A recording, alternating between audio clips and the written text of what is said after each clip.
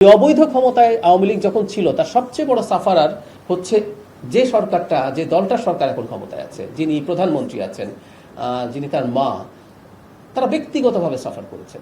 পাচারকৃত টাকা ফিরিয়ে আনা হবে, এই কাজটা কঠিন, এই কাজটা খুবই কন্টিনিউয়াসলি লেগে থাকা, এই জন্য ফলাফল দেখতে আমাদের একটু সময় লাগবে। আসছে প্রথম হলো টাকা পাচার নিয়ে। টাকা পাচার নিয়ে আপনি খেয়াল করবেন, এই সরকার দায়িত্ব গ্রহণ করার পরও বিভিন্ন জায়গায় বিভিন্ন ব্যক্তির সম্পত্তি বাজেয়াপ্ত হয়েছে। মানে সরকার যদি আইনি প্রসেসে না থাকতো এই কাজগুলো হতো না। এটা নাম্বার ওয়ান।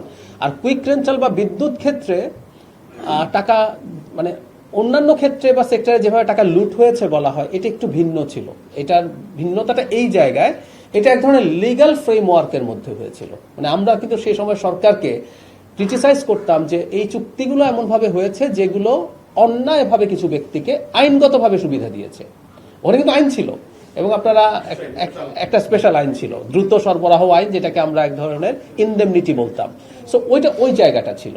এখন এই সরকার দায়িত্বে এসছে, নিশ্চিতভাবেই সেই সব কিছু তদন্ত। আমি যে বললাম যে আপনি বাইরে দেখবেন যে বেশ কয়েকটা জায়গায় এর মধ্যেই খবর এসছে যে সম্পত্তি বাজেয়াপ্ত হয়েছে, সরকার এগুলো করবে। তবে এটা বলে রাখা ভালো, গ্লোবাল আলোচনা, এটা আমরা সবাই জানি যে পাচারকৃত টাকা ফিরিয়ে আনা হবে, এই কাজটা কঠিন, এই কাজটা খুবই কন্টিনিউয়াসলি লেগে থাকা, এই জন্য ফলাফল দেখতে আমাদের একটু সময় লাগবে।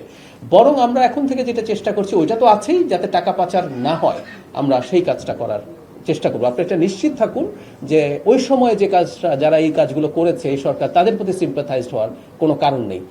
আর একটা কথা মনে রাখতে হবে, ওই অবৈধ ক্ষমতায় আওয়ামী লীগ যখন ছিল তার সবচেয়ে বড় সাফারার হচ্ছে যে সরকারটা, যে দলটার সরকার এখন ক্ষমতায় আছে, যিনি প্রধানমন্ত্রী আছেন, যিনি তার মা, তারা ব্যক্তিগতভাবে সাফার করেছেন। সুতরাং এই ব্যাপারে সরকার সতর্ক থাকবেই।